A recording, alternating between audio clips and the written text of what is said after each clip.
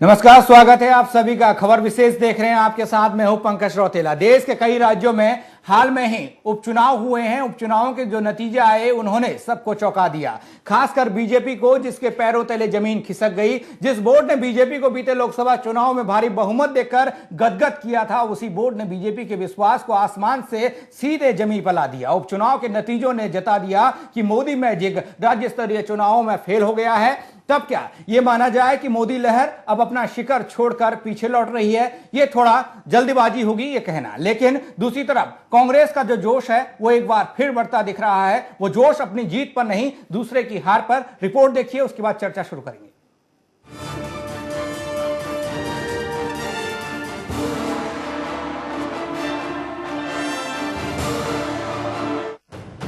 कहते हैं अति आत्मविश्वास पतन का रास्ता दिखाता है। पतन भी ऐसा कि कोई चाहकर भी उठ नहीं सकता। सूरज डूबने के बाद जो अंधकार होता है उससे अच्छों को डर लगता है, तो वहीं इसी अंधेरे का कुछ लोग इंतजार करते हैं ताकि वो इसका फायदा उठा सकें। ऐसा ही कुछ देश की सियासत में अक्सर देखा जाता रहा है और आज भी देखने को मिल रहा है। भारतीय राजनीति के दो स्तंभ, देश की सियासत की दो मजबूत पार्टियां, जिसमें से एक को देश के भरोसे ने तकरीबन 60 सालों तक सत्ता पर बिठाया, तो दूसरी पार्टी को प्रचंड बहुमत देकर अति विश्वास उस पर दिखाया। पहले तकरीबन 60 सालों तक कांग्रेस ने देश की सत्ता को संभाला, फिर भारतीय जनता पार्टी के हाथों में कमान आई। लेकिन आवाम का मन कब बदल जाए ये कोई नहीं जानता। बीते लोकसभा चुनाव में बीजेपी को प्रचंड बहुमत मिला, तो किसी ने इसे बीजेपी की सुनामी कहा, तो किसी ने मोदी की लहर। वहीं राजनीति के पुरोधाओं ने इसे मोदी मैजिक की संज्ञा दी। अब जैसे जैसे समय बीत रहा है वैसे वैसे वो सुनामी ठंडी पड़ रही है, वो लहरें थमने लगी हैं। मोदी मैजिक तो गायब होता दिख रहा है। ये हम नहीं, अपने बोर्ड से नेता चुनने वाली आवाम कह रही है। लोकसभा चुनावों के बाद जो भी उपचुनाव हुए हैं वहां वो लहर, वो सुनामी और तो और मोदी का वो मैजिक नहीं चला। उपचुनाव के नतीजों से जहां एक ओर कांग्रेस में उत्साह है, वहीं दूसरी ओर माना जा रहा है कि इन नतीजों का असर आगामी हरियाणा और महाराष्ट्र विधानसभा चुनाव पर भी पड़ेगा। इन नतीजों से हरियाणा में कांग्रेस को फिर से रेस में खड़ा कर दिया है। मोदी लहर के लगातार कम होते असर से राज्य में कांग्रेस का मनोबल काफी बड़ा है। दरअसल राज्य में बीजेपी पहली बार मोदी सरकार के कामकाज और उनकी नीतियों को सामने रखकर बड़े पैमाने पर उतरने की तैयारी कर रही है। जाहिर है उपचुनाव के नतीजे बीजेपी की जीत की आकांक्षा के लिए झटका साबित हो सकते हैं। हालांकि हरियाणा में बीजेपी और भाजपा के बीच गठबंधन का करार टूटने और प्रदेश में गैर जात वोटों के बंटने को कांग्रेस अपने लिए बेहतर संकेत मान रही है। वहीं पिछले कुछ समय में सीएम भूपेंद्र सिंह हुड्डा के करीबी रहे विनोद शर्मा, गोपाल कांडा और कुलदीप बिश्नोई ने अपने अपने राजनीतिक दल बनाए, तो कांग्रेस के रणनीतिकारों का मानना है कांग्रेस के सामने ज्यादा पार्टियां होने से हुड्डा सरकार के प्रति एक दशक से ज्यादा की एंटी इनकम्बेंसी आपस में बढ़ जाएगी, जिसका फायदा कांग्रेस पार्टी को ही होगा। वैसे तमाम विरोधियों के जाने का एक असर तो ये दिखाई दिया है कि इस बार उम्मीदवारों के स्क्रीनिंग कमेटी में किसी तरह का विरोध या आपसी खींचातानी होती नहीं दिख रही है। इससे कांग्रेस को मोटे तौर पर एकजुट देखा जा सकता है। बहरहाल बीजेपी अब इस बहाने की ओट में नहीं छिप सकती कि उपचुनाव स्थानीय थे, सो इनके नतीजों से राष्ट्रीय स्तर के रुझान का पता नहीं चलता। ये बात ठीक है कि उपचुनाव में स्थानीय स्तर की बहुत सारी बातों का जोर होता है और इन बातों के घालमेल की वजह से किसी सीधे रुझान को पकड़ना मुश्किल होता है। उपचुनावी नतीजे भले ही भविष्य की रणनीति का कोई स्पष्ट चित्र न दिखाते हों, लेकिन भाजपा के लिए खतरे की और कांग्रेस के लिए जागने की घंटी तो जरूर बजाते दिख रहे हैं। Bureau report, खबरसाज।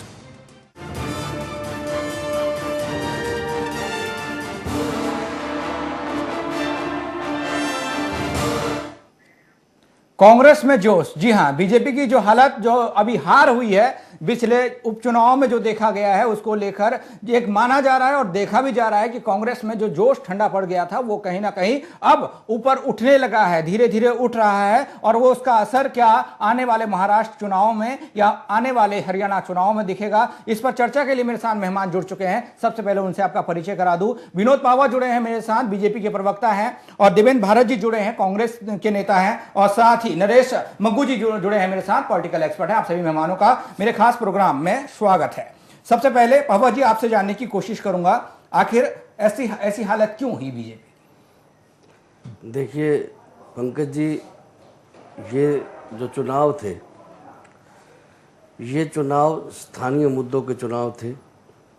छोटे चुनाव स्थानीय मुद्दों पर लड़े जाते हैं, वहाँ पर पार्टी का चेहरा वो व्यक्ति विशेष होता है।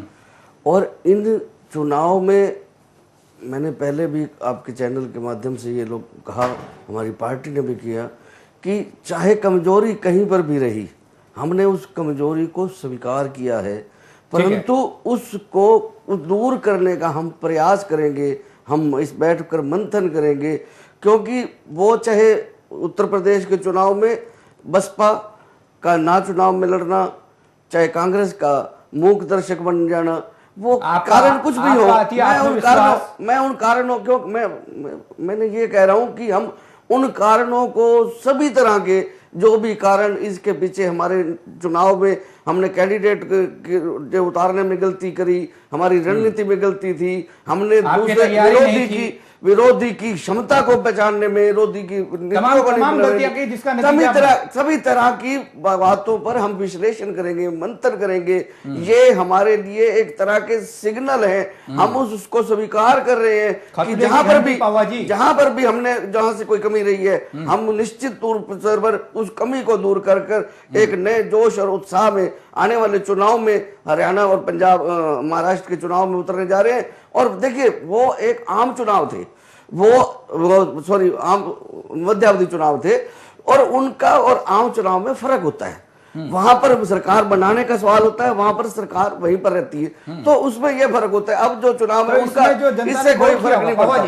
इस समय जो जनता ने वोट किया होगा, क्या वो ऐसे ही कर दिया, अपना वोट उन्होंने फेंक दिया, बोला कि अब इस बार तो न सरकार पे फर्क पड़ता है इसका और न ही सत्ता बदलनी है, तो इसका मतलब वोट कर दीजिए ऐसी? पंकज जी, मैंने पहले कहा कि जी हार होती, चाहे एक वोट से हारी जाए, चाहे एक सीट हारी जाए। मैंने ये बात नहीं, मैंने इस बात को कहीं पर भी बैकआउट नहीं कर रहा हूं। मैं ये कह रहा हूं कि जहां पर हमारी कमी रही है, हम उस कमी को दूर करेंगे। वो चाहे हमने कैंडिडेट चुनने में करी हो, चाहे हमारी नीति में रही हो, चाहे हमारे वहां पर जिस तरह के समीकरण, हम सभी बातों का मंथन करके। आपके साथ इससे पहले भी मैंने, जब उत्तराखंड में उपचुनाव हुए थे, उस समय भी मेरी बात हुई थी। आपने बोला 3 सीटों पर कांग्रेस वहां पर जीतती है, हम विचार करेंगे, विमर्श करेंगे वाकई में क्या हुआ है। वैसे ही बात जब बिहार में चुनाव हुए, उस समय भी आपने मेरे साथ यही बात इसमें की थी स्टूडियो में, और उसके अब भी आप वही बात कह रहे हैं कि हाँ, गहन चिंतन होगा, मंथन होगा, लेकिन आपने कहीं निश्चित तौर से काम नहीं किया अपने कार्यकर्ताओं के साथ या अपने नेताओं के साथ। निश्चित तौर से, क्योंकि कहीं पर क्या मुद्दे होते हैं, कहीं पर क्या परिस्थितियां होती है,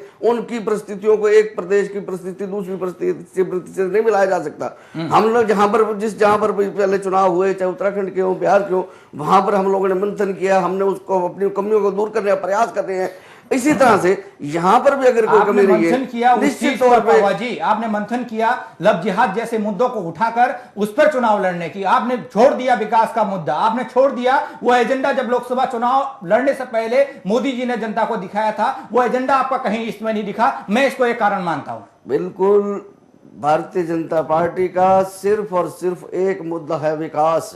इस देश की पिछड़ी कुचली हुई जनता को विकास की ओर लेकर जाना, इस तरह का मुद्दा भारतीय जनता पार्टी का कोई भी इस तरह का मुद्दा नहीं। जी आपकी जो हार हुई है, इससे कहीं ना कहीं कांग्रेस के लिए ये जश्न मनाने का मौका है, मानते हैं आप? ये देखें, अगर किसी एक का दुक्का सीट पर आप जिस तरह से हाशिए पे खड़े हैं, आप अपने मन को समझा के कुछ के नहीं हो रही है, बात हो रही है जिस पार्टी को जनता ने बहुमत देकर, भारी बहुमत देकर दिल्ली की सियासत सत्ता पर बैठाया, देश की कुर्सी दी, सब सर्वोच्च कुर्सी उसको भी दी, और उसके बाद जो लहर थी वो जो है धीमी धीमी पड़ती हुई, कम होती हुई दिखाई दी। तो इससे ये विपक्षी पार्टियों के लिए जोश की बात, यानी खुश होने की बात नहीं है। अपनी जीत की यहाँ पे बात नहीं कर रहा हूं। बिल्कुल नहीं है। देखिए चलिए, जो ठीक है, लोकसभा मैं आपके में पास आ रहा चुनाव हूं। थे वो केंद्र सरकार को वोट दिया गया। केंद्र सरकार अपनी जिस तरह से आज काम कर रही है, पार्टी पूरे आपकी देश थी, में, नेता आपके पूरे थे, देश में कार्यकर्ता आपके थे, सारी चीजें आपकी थी, सिंबल आपका था, आज भी वही है। लेकिन आज बदल चुका है, नजरिया बदल रहा है लोगों का, वोटरों का। आप नहीं कह सकते। देवेंद्र भारत जी मेरे साथ जुड़े हुए हैं।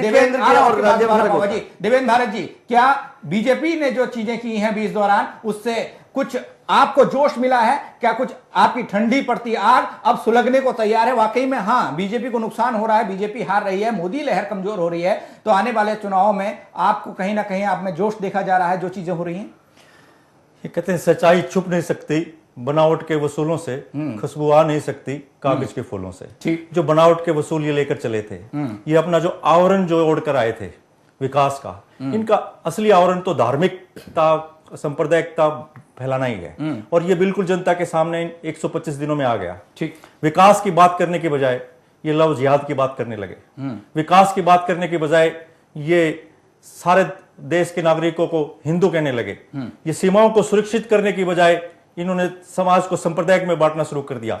ये जो इनका चेहरा जनता के सामने आया, जनता अपने आप को ठगा हुआ महसूस कर रही है। इनका चेहरा तो साफ सामने आया, लेकिन आपका चेहरा कहीं ना कहीं दिखा ही नहीं, कहीं उसका मैं क्या समझूं? नहीं, क्यों? हमारा चेहरा बिल्कुल शुरू से जनता के सामने है। कहां जब भी जनता ने हमें को 60 साल राज दिया, इन्होंने सपने दिखाए। बिहार में महागठबंधन बनाया, फिर भी आप पीछे रहे, जबकि इतना बड़ा महागठबंधन बनाने के बाद भी लगा कि वाकई में आपकी जो सहयोगी पार्टी है उसका फायदा भी आपको मिलेगा। ठीक है, उत्तर प्रदेश में चीजें देखने को जो जिस प्रांत का प्रधानमंत्री हो, उस प्रांत के अंदर जहां सभी सीटें वो जीत कर आए हों, वहां वो 3 सीट खो रहे हैं। राजस्थान के अंदर जो सारी की सारी सीटें जीत कर आए थे, ठीक, वहां हम सीटें जीत रहे हैं।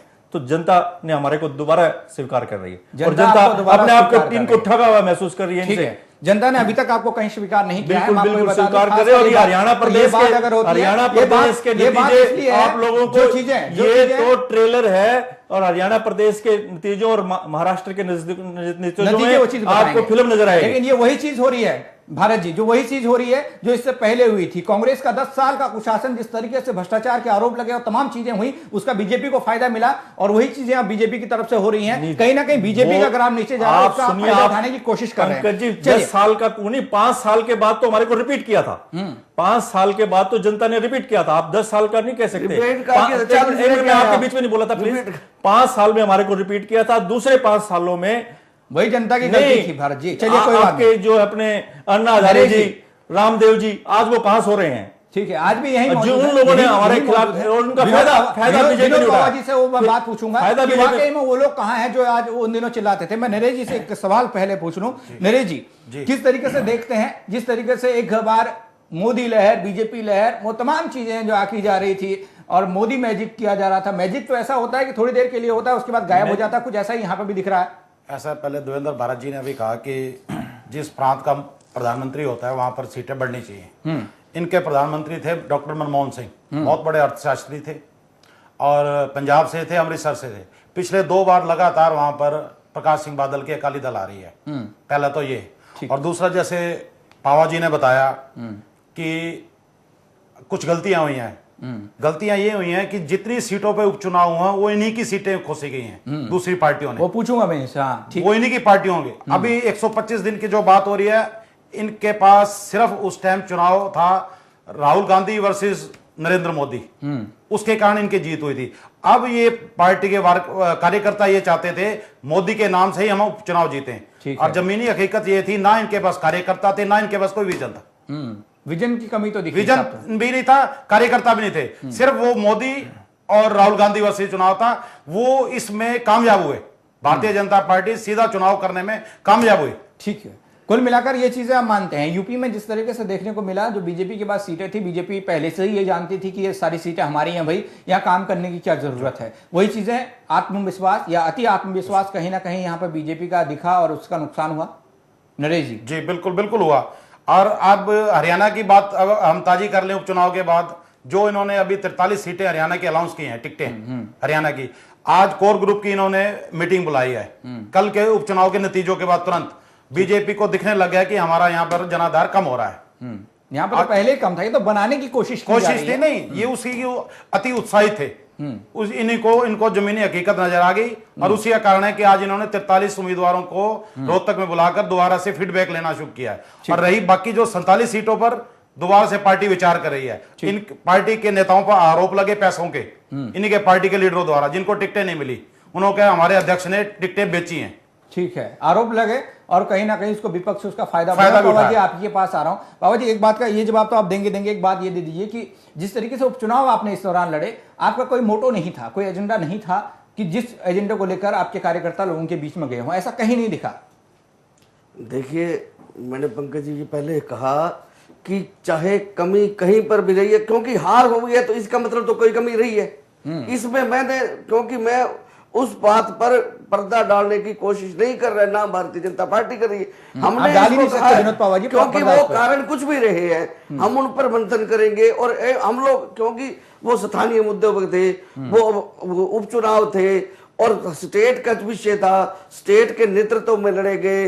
और देखिए हमारा केंद्रीय नेतृत्व मोदी जी क्या उनके चुनाव में प्रचार करने के लिए गए, जब मोदी जी के नाम पर क्या उन्होंने वहां पर चुनाव लड़े गए। उपचुनाव एक स्थानीय विषय होते हैं और जो वहां का कैंडिडेट होता है उसका चेहरा होता है, और उस पे केंद्र वहां का स्थानीय नेतृत्व वो चुनाव सब देखता है। विनोद पाटिल काम ही चुनाव लड़ना होता है, मुद्दे भी स्थानीय होते हैं, हमेशा मुद्दे हर जगह स्थानीय होते हैं, पॉलिटिकल पार्टियों का काम ही चुनाव लड़ना है। और केंद्र के साथ आप जो विषय बता रहे थे, केंद्र की सरकार अगर आज जैसे जिस तरह से मोदी जी ने कहा था कि मुझे, आपको कांग्रेस को 60 साल दिए, मुझे 60 महीने देना, आप देखें 60 महीने के बाद जिस दिन मोदी जी आएंगे और रिपोर्ट कार्ड लेके आएंगे, उस दिन वो रिस्पॉन्सिबल होंगे, केंद्र सरकार उस दिन रिस्पॉन्सिबल होगी। अगर किसी स्टेट पर कहां पर भी कोई कमी रहती है तो वो स्टेट वहां का नेतृत्व। आपने बोला इस दौरान कहीं से भी मोदी जी ने प्रचार नहीं किया और कोई ऐसी बात सामने निकल कर नहीं आई। तो मैं आपको याद दिलाऊं, आपको भी याद होगा कि जिस तरीके से आपके राष्ट्रीय अध्यक्ष, नए राष्ट्रीय अध्यक्ष बने अमित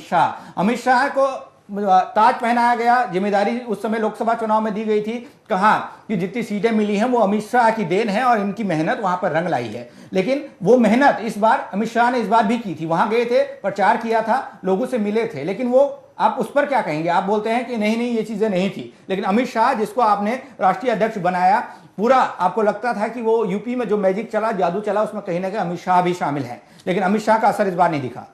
देखिए, मैंने बार बार एक रिपीट हो रही, क्योंकि वो विषय केंद्र का विषय अलग था।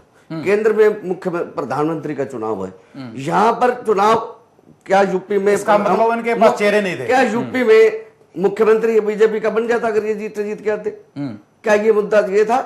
केंद्र में जहां, यूपी में जहां पर सरकार थी वहां पर ये तो क्लियर था कि मुख्यमंत्री बीजेपी का नहीं बनेगा, तो उसमें वहां पर दो राज्यों में अलग इनकी सरकार भी थी, वो अलग, गुजरात और राजस्थान में इनकी सरकार भी थी। देखिए चलिए, बहुत ज्यादा दिन नहीं हुए, बाबा जी ये थी वो 1.5 साल पुरानी सरकार है। जो सीटें आपने गंवाई हैं वो इन्हीं की सीटें थी। सबसे बड़ा सवाल तो ये है, हाँ, आपके हाथ से वो सीटें गई हैं, तो इसके लिए आप केवल एक ही दलील देंगे कि मुद्दे स्थानीय थे, केंद्र का मुद्दा नहीं था। लेकिन इतना तो है कि आपके घर से कोई चीज जा रही है, यानी कि आपके हाथ से कोई चीज फिसल रही है, तो उस पर तो आप कहेंगे कि वाकई में हमारा क्षेत्रीय नेतृत्व भी जो है वो बेहद कमजोर है।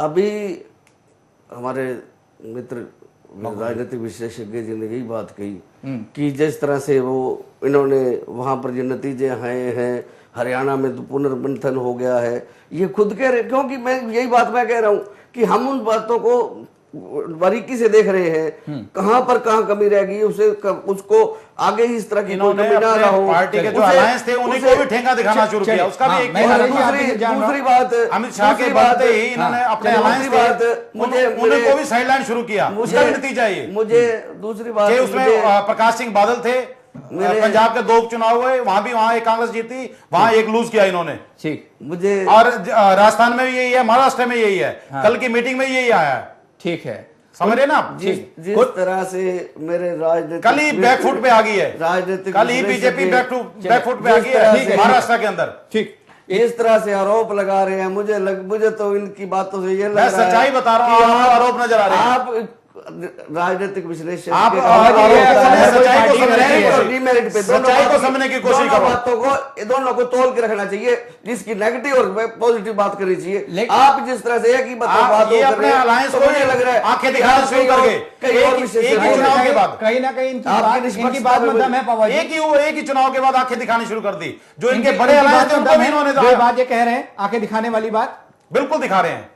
पावा जी, जी ये बात मतलब है कि जिस तरीके से आपके चुनाव पहले हुए उस दौरान तो ठीक था, अब ऐसा हुआ कि हाँ हाईकमान बन गया है, सब एक दो हैं, आंखें दिखाते हैं कार्यकर्ता। जमीनी स्तर पे कुछ नहीं था। इन्हें अपनी जानकारी दुरुस्त करनी चाहिए। जिस दिन केंद्र में चुनाव नतीजे उसके आए, बाद एक इनका अलायंस पार्टनर भाग गया। हरियाणा जनरल कांग्रेस के सुप्रीमो कुलदीप बिश्नोई ने इनसे साथ छोड़ दिया और उद्धव ठाकरे जी तैयार बैठे हैं। आज कल उन्होंने थ्रेट दिया है, सामना के अंदर उनका लेख छपा है, उन्होंने साफ धमकी दी है, हम अकेले चुनाव लड़ने के लिए तैयार हैं। आज ही अमित शाह पहुंच गए हैं। ये अपनी दुरुस्त करें जानकारी को, ये अपनी जानकारी को दुरुस्त। आज ही अमित शाह वहां गए हुए हैं, शायद इनको इस चीज की जानकारी नहीं है। चले मैं एक बार मैं देवेंद्र भारत जी से एक बात जान लूं। देवेंद्र भारत जी, अब ये चीजें तो हो गई हैं, मौके पर सारी चीजें आपके सामने हैं। अब ये मंथन की बात करें, चुनाव तो एक महीना भी कम रह गया है। आप कैसे हरियाणा में या महाराष्ट्र में जो है कैसे इसका फायदा उठाएंगे, किस तरीके से आप रणनीति बनाएंगे बीजेपी के खिलाफ, ताकि आपका जो बहुमत है या जो आपकी चीजें हैं वो यहां पर अच्छी हों? हरियाणा में तो इनके पास पार्टी के लीडर भी नहीं है बात करने, काम करने के लिए। ऐसा है जी, पहले तो जल्दी सर, हरियाणा के अंदर समय का अभाव है। ये सिर्फ मोदी लहर पर सवार होकर चुनाव लड़ना चाहते थे। ठीक है। इनका हरियाणा में कोई वजूद नहीं है। सिर्फ 4 इनके एमएलए रहे हैं। 4 से 46 तक पहुंचने के लिए दिल्ली चंडीगढ़ बहुत दूर है इनके ठीक लिए। है। और हरियाणा के अंदर हम विकास के मुद्दों पर अपना चुनाव लड़ेंगे। विकास और के तीसरी मुद्दों पर बार लड़ोगे मुख्यमंत्री और भूपेंद्र ठीक है। सिंह हुड्डा हरियाणा में अपनी सरकार बनाने जा अपनी रहे हैं। सरकार बनाएंगे। चलिए, आप तीनों मेहमानों का मेरे साथ जुड़ने के लिए बहुत बहुत शुक्रिया। कुल मिलाकर जो चीजें सामने निकल कर आई हैं, कहीं ना कहीं उपचुनाव जहां हुए थे उनका असर साफ तौर पर इन चुनाव में भी देखा जा सकता है, क्योंकि भारत का जो वोटर है वो सोच समझकर वोट करता है कि वाकई में लहर या वोट या किस राजनेता की तरफ करना है, किस पार्टी की तरफ करना है, वो बहुत समझदार है। लेकिन ये देखने वाली बात होगी कि आने वाले चुनाव में, जो विधानसभा चुनाव हरियाणा में होने हैं, जो विधानसभा चुनाव महाराष्ट्र में होने हैं, कि वोट जो वोटर है वो किधर देता है। फिलहाल खबर विशेष में इतना ही, बने रहिए हमारे साथ।